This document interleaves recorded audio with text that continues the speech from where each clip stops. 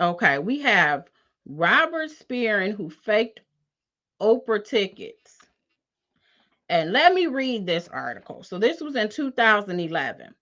A Canadian man faces felony charges after making up a story about being beaten and robbed of his Oprah Farewell Spectacular tickets in Chicago.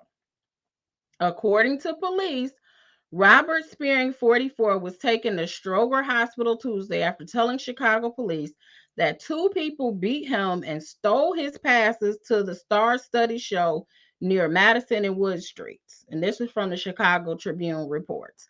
He later recanted, telling police he wasn't beaten and never had tickets to the event. He didn't want his wife to be mad at him. This is the reason why he faked all this. He didn't want his wife to know that he didn't get the tickets to the Oprah show. And so he said he got robbed.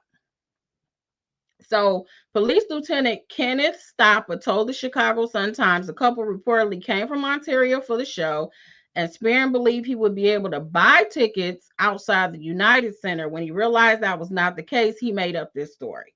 He allegedly scraped his hands on the sidewalk and used a rock to make a small cut on his forehead in order to make the attack more believable. Spearing was charged with felony disorderly conduct and for filing a false police report.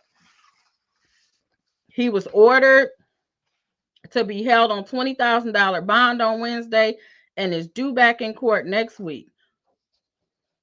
Okay. So this man did similar to, he didn't say a hate crime or anything like Jussie Smollett, but he did lie in order to he lied and pretended that he got robbed just because he didn't want to tell his wife he didn't get Oprah tickets. So he got charged. I'm not sure if they made that 2 counts, but from my understanding is disorderly conduct is the charge, and then up under the reason you had disorderly conduct is for filing a false police report. But the way they have and in the article, it looked like it might have been 2 charges, but I believe it's 1. And one of the reasons why I believe it's 1 is because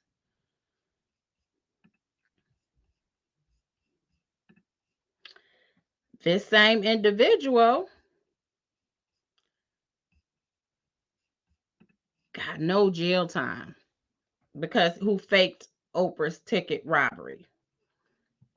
And according to the article, it says the man who told police he'd been beaten by thieves who stole his tickets to Oprah Winfrey's last show rather than tell his wife he had none for the show won't be going to jail.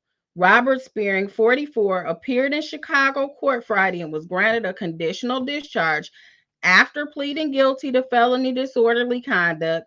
He will be allowed to live in Ontario during the 12 months of supervised release. Conviction on the charge can mean up to 3 years in jail. And yeah, they go on to talk about what he was accused of doing and that he later recanted his story.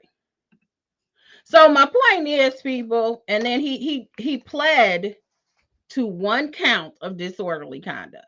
So he was able to get probation, and yes, he is a white man, but his situation was different. He told his story.